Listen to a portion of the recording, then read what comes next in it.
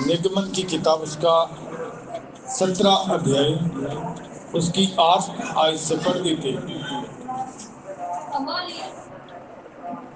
अमालेकियों पर गिरे। तब अमालेकिया रपीदीम में इस्राएलियों से लड़ने लगे। बस इधर जो है हम देख रहे थे पिछले दिनों में, रपीदीम स्थान जो आराम का स्थान है, परीक्षा का स्थान है, और परीक्षा बहुत भारी है। जो परीक्षा रपीदीम में हो रही है, उस परीक्षा पर कैसे विजय पानी है। मूसा, यहोशू, हारून और बाकी के लोगों ने कैसे वो अमालेकी की आत्मा को हराया है। वो जो परीक्षा भारी थी, उस आत्मा को कैसे हम ऐसी ऐसी परीक्षाओं में सफल हो सकते हैं। आइए हम प्रभु के वचन से सीख रहे हैं। आज का विषय जो है रपीदीम की रुकावट जो परीक्षा है। और जब हम देख रहे हैं कि इस्राएली जब मिस्र से निकल के आए हैं, इको थोड़ी कट कर, इको करनी कट भाई साहब, थले दो सोचो। हालेलुया। जब हम देखते हैं कि मिस्र से निकले हैं इस्राएली लोग, और आगे क्या, आगे सफर करते करते एक रपीदीम नामक स्थान पर आ चुके हैं। उधर जब आए हैं तो अलग अलग स्थान में परीक्षाएं हो रही है। इस नाम का स्थान का नाम क्या है?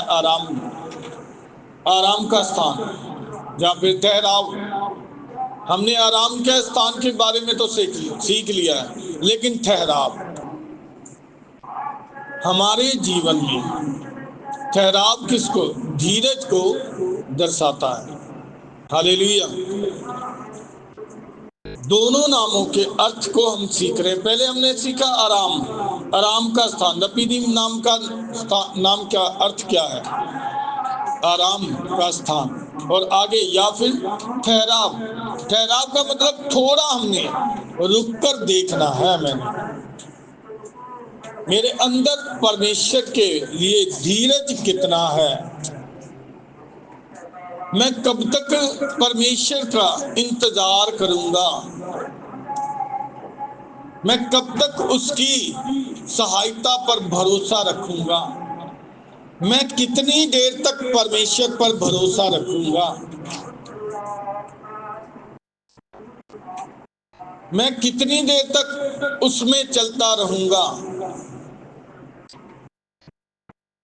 आजकल हम देखते हैं कॉन्ट्रैक्ट मैरिज चलने लग गई है। कौन सी मैरिज? Contract marriage. उसमें क्या होता है? उसमें क्या होता है? थोड़ी देर के लिए कॉन्ट्रैक्ट मैरिज थोड़ी देर के लिए होती, वो मतलब कि ज़्यादा देर तक रुकने के लिए नहीं होती है। थोड़ी देर के लिए क्या करना है, जैसे पिक्चर होती थोड़ी देर के लिए, वैसे एक कॉन्ट्रैक्ट मैरिज होती है कि थोड़ी देर के लिए वो मैरिज होनी है। कागजों में दिखाना है, सिर्फ फॉर्मेलिटी के तौर पर वो मैरिज दिखानी है। लेकिन पुराने समय की शादियां कैसे होती थी? अभी मॉडर्न टाइम आ चुका है, मॉडर्न जमाना आ चुका है, कॉन्ट्रैक्ट शादी। लेकिन पहले समय में ऐसा नहीं होता था। पहले समय में जब होता था तो उदाहरण के तौर पर जब देखते हैं कि एक दूल्हा होता था, उसके पीछे क्या होता था? उसकी जब वो मैरिज होती थी तो वो जो उसको क्या बोलते हिंदी में, जो परिक्रमा करते जा, मान लो जो, हाँ जी, फेरे जो लेते हैं, उसको कैसे करते थे? जो उठकर आना, ये थोड़ा शर्मिला है, थोड़ा ये वाला दे दो। उदाहरण के तौर पर, ज्यादा शर्माना नहीं। उदाहरण के तौर पर ये दूल्हा है और मैं दुल्हन हूँ। ये ऐसे पड़ा होता था, इसने इसको पकड़ के रखा, और मैं उदाहरण के तौर पर, इसने क्या करना है? फेरे लेने हैं। मैंने क्या करना है? इसको पकड़ कर रखना है। इसका मतलब क्या है? उसका मतलब क्या होता था? हाँ जी, उसका मतलब अभी तू मुझे, मैं तेरे लड़ लगी हूं, अभी तू मुझे कहीं भी लेके जाएगा मैं ये छोड़ूंगी। इसको इधर से पकड़ने का मतलब मैं भी नहीं छोड़ूंगा, तू मेरे पीछे आएगी मैं भी इसको नहीं छोड़ूंगा। ये था बंधन, उदाहरण के तौर पर दिखाने के लिए ये था बंधन। अभी हम एक दूसरे के साथ क्या हो गए हैं, बंध गए हैं, उदाहरण के तौर पर। बस बैठ जाओ। तो उसका मतलब क्या होता था, अभी चाहे दुख आए, चाहे सुख आए, चाहे मुसीबत आए, चाहे जो कुछ भी आए, मैं तेरे साथ हूं, तू मेरे साथ, मैं तेरे साथ। चाहे तू दुख दे, चाहे खाना दे, चाहे ना दे, मैं तेरे साथ बदगी। हालेलुया। वो होती थी शादी। अभी हम यीशु मसीह के साथ जब बपतिस्मा लिया, यीशु मसीह को अपना प्रभु माना है, उसको मानने का मतलब क्या है? हालेलुया। किसी पति के अंदर ये आता है कि मैं अपनी पत्नी को ये ना लेकर दूं, वो ना लेकर दूं, ये ना लेकर दूं, या मान लो उदाहरण के तौर पर, हाँ जी, कभी किसी का मन इतना सख्त हुआ हो, हाँ वो बात अलग है कि अंदर किसी ने क्या कर दिया, खाद डाल दिए, किसी ने विरोध मन में डाल दिया, वो अलग बात है। ठीक है, फिर तो पत्नी भी गुस्सा करती है, पति भी गुस्सा करता है, फिर एक दूसरे के विरोधी होते हैं। वो बोलता किसी ना किसी तरीके से मैं इसको गुस्सा चढ़ा दूं, वो बोलती मैं किसी ना किसी तरीके से इसको गुस्सा चढ़ा दूं। उसका मतलब क्या, उसका कारण क्या होता है? क्योंकि तीसरे व्यक्ति ने कुछ ना कुछ गलत के अंदर कर दिया है। वो कहने का मतलब क्या है, आज जैसे देखते हैं, लेकिन असली जो एक दूसरे को समझने वाला, शादी की परिभाषा को समझने वाला, वो क्या कहता है? पत्नी बोलती तो लेकर आता है। पत्नी क्या करता है? 8 घंटे काम कर कर सुबह से लेकर शाम तक क्या करता है? काम करता है, पैसे लेकर आता है, जेब में डालकर लेकर आता है, शाम को आता है तो किधर? पत्नी के हाथ में। हालेलुया। वो होता है एक रिश्ता, वो होता है एक विश्वास, वो होता है एक एहसास, वो होता है एक आनंद। हालेलुया। पति कभी नहीं कहता कि मैं अपनी जेब में डाल कर रखूं, लेकिन क्या करेगा? मन में आएगा ये वस्तु की जरूरत है, ये पैसे ले लो, ये पकड़ो। पत्नी ने कुछ कहा नहीं तो वो क्या कर देता? पहले से ही निकाल कर रखता है। उसको मालूम है मैं किसके लिए जाता हूं। हालेलुया। तो स्वर्ग के परमेश्वर को भी मालूम है मैं किसके लिए क्या कर रहा हूँ। हालेलुया। मैं अपनी दुल्हन के लिए क्या कर रहा हूँ। स्वर्ग को छोड़कर इस पृथ्वी पर आ गया। हालेलुया। क्या करने के लिए? स्वर्ग को छोड़कर पृथ्वी पर आ गया। किस लिए? हमारे लिए, हमें लेने के लिए, हमें स्वर्ग में लेकर जाने के लिए। कितनी कीमत देता है, विश्वास योग्य। मैंने क्या कर लिया? तुझ पर विश्वास कर लिया, और हमने भी प्रभु के ऊपर क्या कर लिया? विश्वास कर लिया। अभी कुछ भी हो, चाहे सुख में हो चाहे दुख में हो, मैंने क्या कर लिया? विश्वास कर लिया मैं तेरी हूं और तू मेरा है। ऐसे करते हुए निकल के किधर आ गए? मिस्र से निकले हैं और किधर आ गए हैं? रपीदीम में आ चुके हैं। रपीदीम में आने का मतलब क्या? उधर आते वक्त थोड़ा ठहराव, पेशेंस। अगर पति कुछ दे नहीं रहा है तो मेरे अंदर क्या है? हालेलुया। पति मेरी जरूरत को जल्दी से पूरा नहीं कर रहा है, क्या होगा? हाँ जी, ये हमारे आत्मिक रिश्ते में समझने वाली बात है। थोड़ा सा पानी में देरी हुई, क्या हो गए? बुड़बुड़ाने, कुड़कुड़ाने लग गए। आराम का ही ना सोचो, ठहराव भी है, थोड़ा पेशेंस रखो। धीरज क्यों रखना होता है? हालेलुया। मसीही जीवन में धीरज का क्या काम है? हाँ जी, मैं जितना मर्जी कोशिश कर लूं, जोएल को बहुत कुछ बातें हैं समझाने की, अभी मैं ताड़ना भी करता हूं, कई बार मार भी देता हूं, बहुत सी बातें हैं, ये अभी समझ नहीं सकता है। ये अभी तो कई बार लगता है गुस्सा भी कर जाता है, कई बार करते बच्चे करते हैं, गुस्सा कर जाते हैं, नहीं शायद पापा ने ऐसे मारा। लेकिन जब ये मेरे स्थान पर धीरे रखता रखता मेरी जितनी एज में आ जाएगा, तब ये अपने बच्चों को बोलेगा, बच्चा सीधा होकर बैठ, बंदगी में कैसे बैठना है, कैसे रहना है। ये क्या करेगा कल को?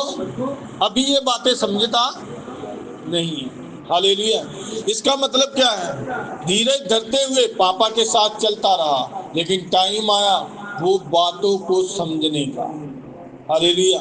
अभी कुछ बातें हम समझ नहीं सकते, हमारी परीक्षाएं क्यों हो रही है, क्यों धीरज हो रहा है, परमेश्वर क्यों चाहता है कि धीरज के काम को पूरा कर दे। ठहराव का मतलब इंतजार कर लो ना थोड़ी देर।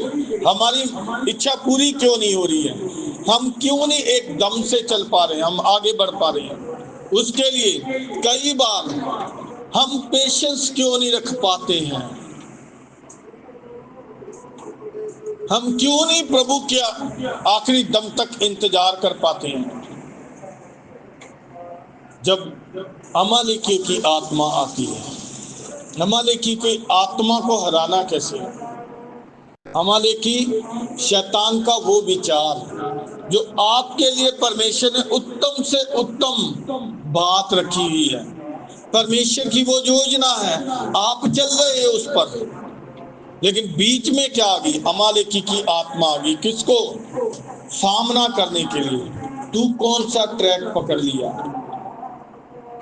ये तो सच्चाई का मार्ग है, ये तेरा रास्ता नहीं है, तेरा रास्ता तो कुछ और है। तू कौन से मार्ग पर चल पड़ा? तेरा मार्ग ये रास्ता नहीं है। अमालेकी की, मेरे प्यारे अजीजों, अमालेकी की आत्मा ऐसी है। बाकी के कोई भी लोग, जितने भी राजा थे, इस्राएलियों से जल्दी लड़ाई करने के लिए आते नहीं थे, डरते थे। ऐसा समय था क्योंकि सुपर पावर उस वक्त की जो मिस्र था, उसको क्या करके आए थे? हरा कर आए थे। बाकी के पूरी दुनिया के राजा शासक लोग डरते थे किससे? इस्राएलियों से लड़ने के लिए। लेकिन ये एक अमालेकियों की आत्मा है, वो जो डरती नहीं है। हालेलुया। लेकिन बात ये है, आपके अंदर क्या है, इस बात को देख कर आती है। अमालेकी की आत्मा आप अंदर से कैसे चल रहे हो? आएगी आपको परमेश्वर की योजना से अलग करने के लिए। क्या करने के लिए? आप परमेश्वर की योजना को बंद कर दो, आप उसके मार्ग पर चलना बंद कर दो।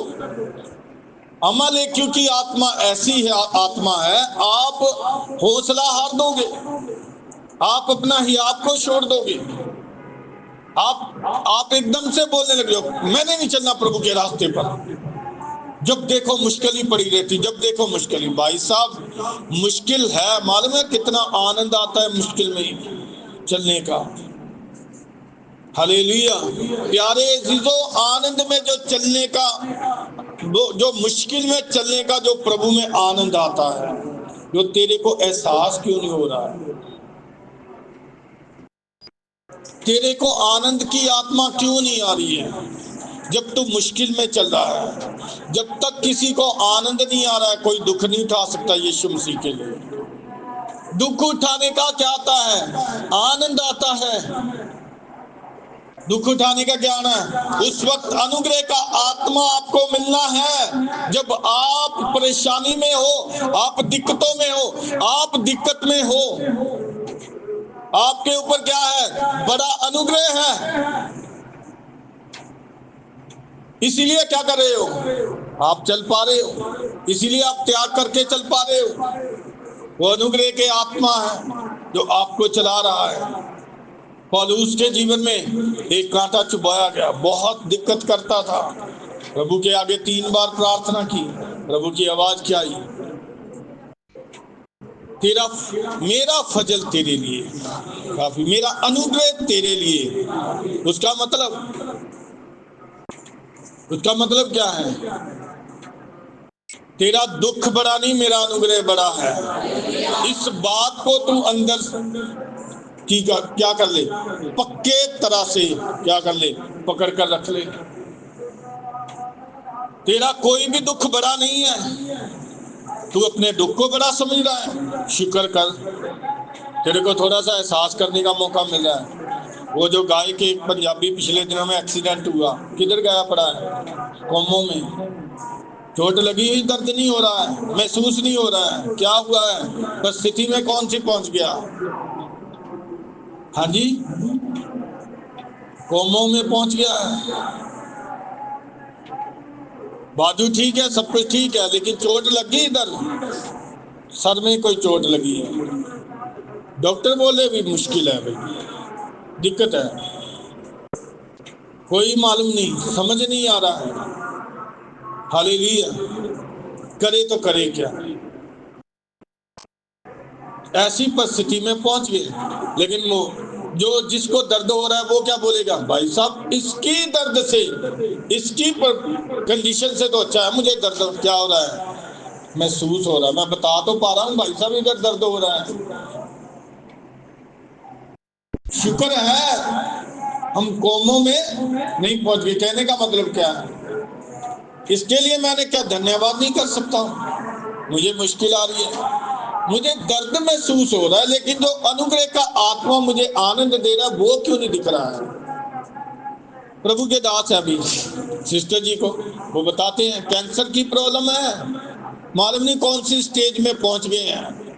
अभी भी आएंगे, पिछले दिनों में, आज भी कहीं गए हुए हैं गाड़ी चलाकर। कैंसर की प्रॉब्लम है जी, कौन सी, वो खुद बता रहे हैं, क्योंकि शरीर बिल्कुल सूखता जा रहा है, अंदर से खून बिल्कुल खत्म होता जा रहा है। बोलते कोई बात नहीं, जिधर मर जाएंगे दफना के आगे चलेंगे गाड़ी लेकर, सेवा करनी है। कौन सी बात है उनके अंदर, हाँ जी, कौन सी बात है। उनकी पत्नी मालो पास्टर जी वाइफ है, दिक्कत में है।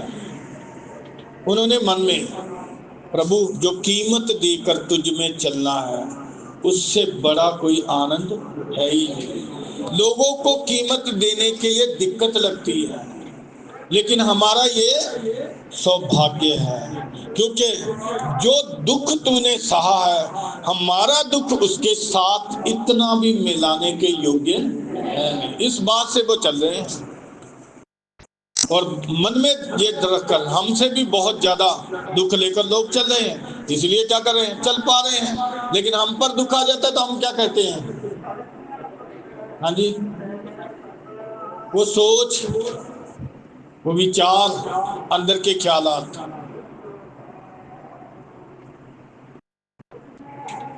यीशु मसीह को वो जो लिस्ट दी गई सामने, प्रार्थना कर ले गतसमनी में, देख ये लिस्ट है, नंगा क्रूस पर लटकाना है, कबूल है। जोएल को तो 2 मिनट इधर खड़ा कर दिया था तो थोड़ा शर्म गया था, हालेलुया। लेकिन पिता का, परमेश्वर की योजना किधर खड़ा कर दिया, हाँ जी, क्रूस पर। कैसे, नंगा लटकाना। पढ़ ले इस लिस्ट को, वो जो प्याला है जिस बोलता जिस, हो सके तो ये प्याला मुझसे टल जाए, वो लिस्ट है, क्या क्या होना है, कबूल है। बोलता कि हे पिता तेरी इच्छा पूरी हो जाए।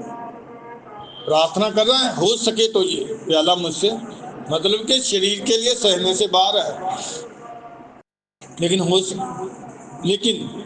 मेरी नहीं तेरी इच्छा पूरी हो जाए।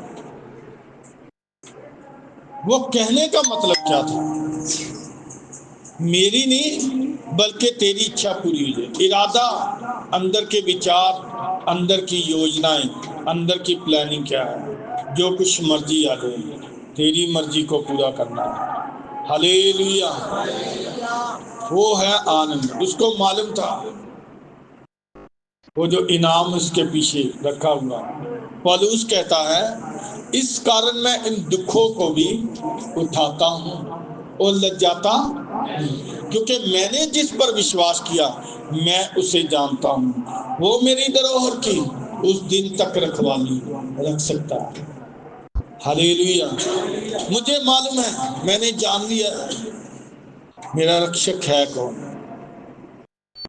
मेरा इनाम देने वाला कौन है। ये जो दुख मिल रहे हैं ना, छोटा सा दुख कितनी बड़ी आशीष का कारण बनेगा। हालेलुया। इसलिए वो लिख रहा है, जब 3 बार प्रार्थना की ना ये हट जाए मेरे जीवन से,